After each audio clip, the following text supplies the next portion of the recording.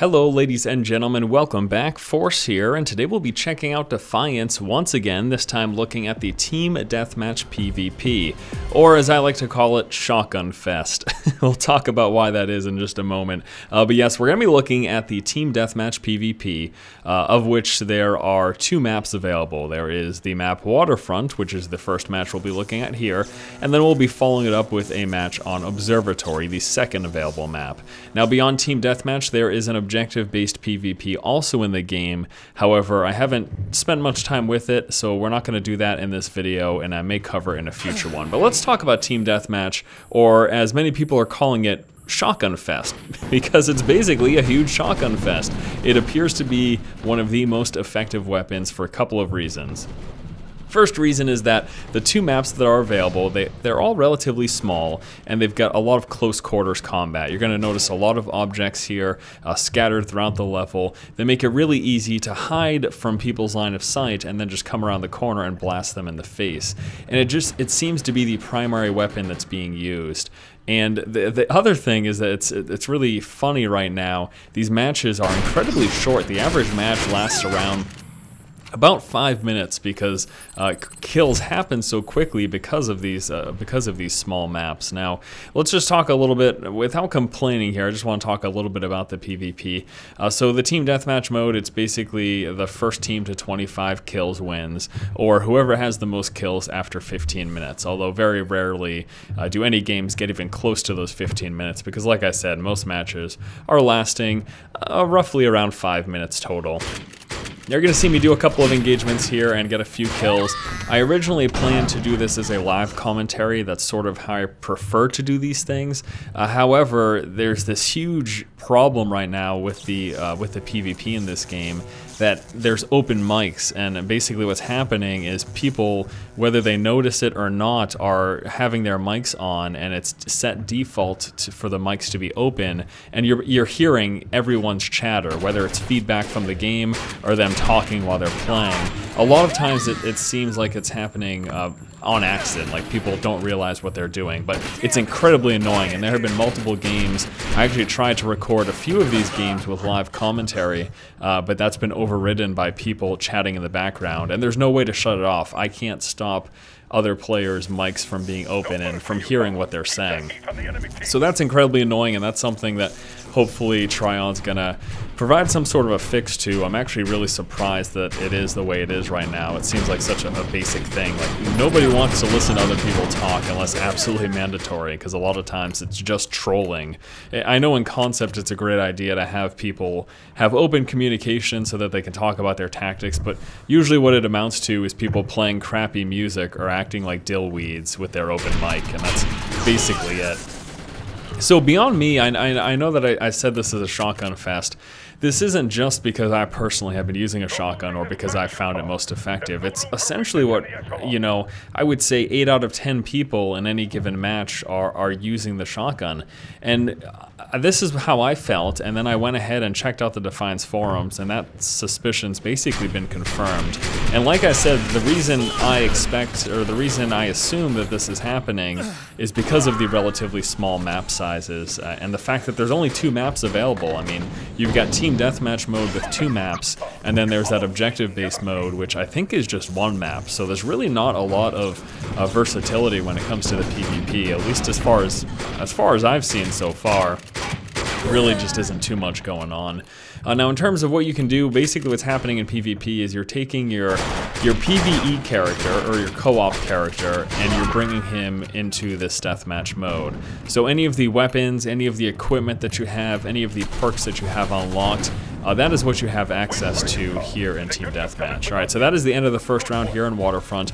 You can see did pretty decent there, went 6-3, and got some nice achievements. Now we're going to move on to the second match here. This one is on the second available map, which is the Observatory. This map is a little bit bigger. The last map, Waterfront, is a 6v6. This map, Observatory, is an 8 vs 8. So it's a little bit bigger in terms of the players that are available and just the overall size. But it's still fairly close quarters, and a lot of the combat happens in these areas where the shotgun is just unbelievably effective.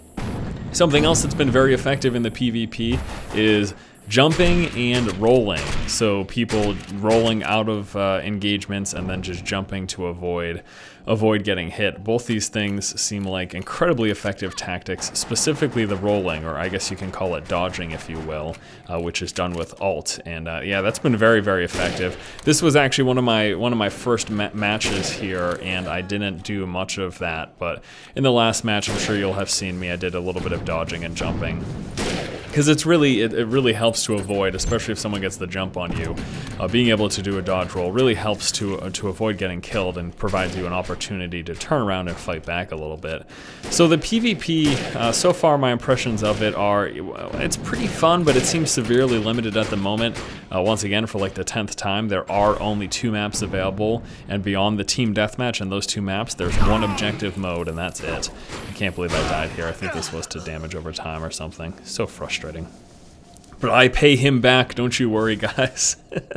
but yeah, it's pretty fun. I just hope that it's something that they're going to add more to in the future. I'd like to see more maps. I'd like to see more than just the team deathmatch. Maybe some sort of capture the flag and zone control. I mean, a lot of the basics that you expect in a shooter. This is a third-person shooter after all. So if they can take just some of those standard things, or you know, God forbid, even try to come up with something unique in terms of a mode. Although once again, I haven't checked out that objective mode, so that might be some crazy unique PvP that I haven't seen before. I'm gonna try to spend some time with that this evening.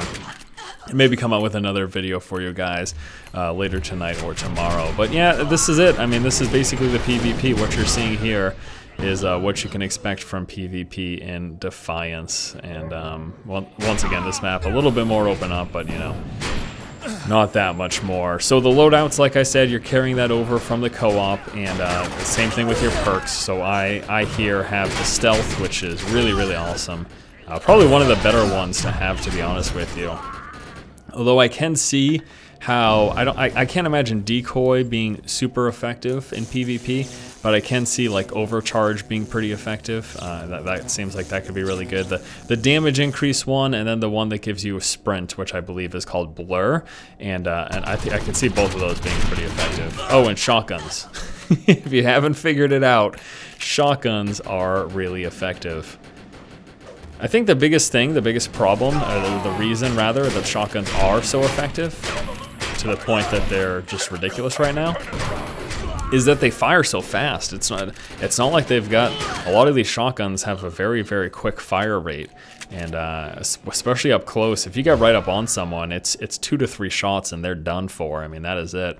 And you couple that with the ability to go stealth, and you are sitting pretty. Did I end up? No, I ended up dying here. Almost got the lady. Ended up getting the assist there, nevertheless. So we do end up losing this match. However, I think I end up doing well either way. And once again, I do apologize for not having this be a live commentary on top of playing. It was really the only reason I didn't do that was because of the open mic issue and having to listen to stupid people talk or play music every single game, which, my God, Trion, please, please, please fix that. Because that is probably the most annoying thing in the entire world. Come on, get him. Yes! Okay, guys, well, that is going to wrap it up here for this look at the PvP Team Deathmatch mode in Defiance. As I stated in my last checkout video, giving some first impressions on the game, you know, I think it's not great, but it's not terrible. That's all I would say. So if you think something that's not great but not terrible is worth 60 bucks, give it a look. Otherwise, you could probably just wait a couple months, and I betcha the game will go free to play completely. Alright guys, that's going to do it here. Thank you so much for watching this video, checking out the Team Deathmatch mode in Defiance. If you like the content, please subscribe, and as always, keep watching and keep owning.